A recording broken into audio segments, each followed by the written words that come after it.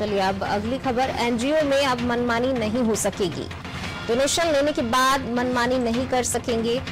मनमानी अब बंद होगी एनजीओ की। फंड को लेकर अनियमितता पर पेनल्टी लगेगी। केंद्र सरकार ने बजट 2022 में ये प्रावधान किया है। समाज के उत्थान के लिए संस्थाएं काम करती हैं और इसी को देखते हुए अब एनजीओ में मनमानी नहीं चल पाएगी। डोनेशन लेने के बाद मनमानी नहीं कर सकेंगे। फंड को लेकर अनियमितता पर पेनल्टी लगेगी। ज्यादा जानकारी के लिए सीधे रुक करते हैं संवाददाता दुष्यंत जी का। दुष्यंत जी, अब एनजीओ जो अपनी मनमानी किया करते थे वो बंद हो जाएगी, अनियमितता पर पेनल्टी भी लगेगी। फंड को लेकर केंद्र सरकार ने बजट 2022 में ये प्रावधान किया है।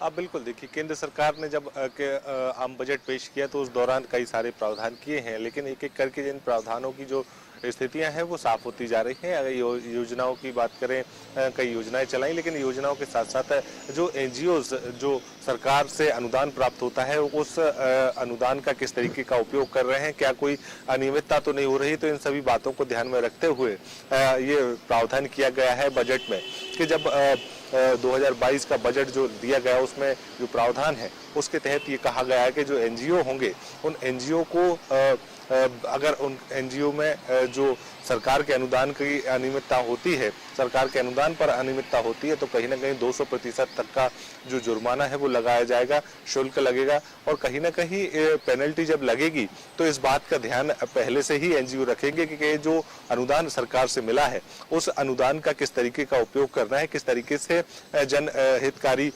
समाज के हित में जो काम करने हैं वो किस तरीके से किए जाए, इस अनुदान का गलत उपयोग न किया जाए। इन सभी बातों को ध्यान में रखकर एनजीओ सही तरीके से काम करेंगे। और जो कई सारे ट्रस्ट होते हैं, कई सारे गैर सरकारी संस्थाएं होती हैं, उनको अनुदान जब मिलता है तो कहीं ना कहीं उसका गलत उपयोग भी कई बार हो जाता है। तो इस बात को ध्यान में रखते हुए पूरा प्रावधान किया गया है। हालांकि इस प्रावधान के कई सारे जो है जो शुभकारी जो पक्ष हैं जो वो भी आगामी दिनों में निकलकर सामने आएंगे और जब अनुदान का सही इस्तेमाल होगा तो कहीं ना कहीं सही दिशा में। तो अब एनजीओ की मनमानी बंद होगी। बजट 2022 में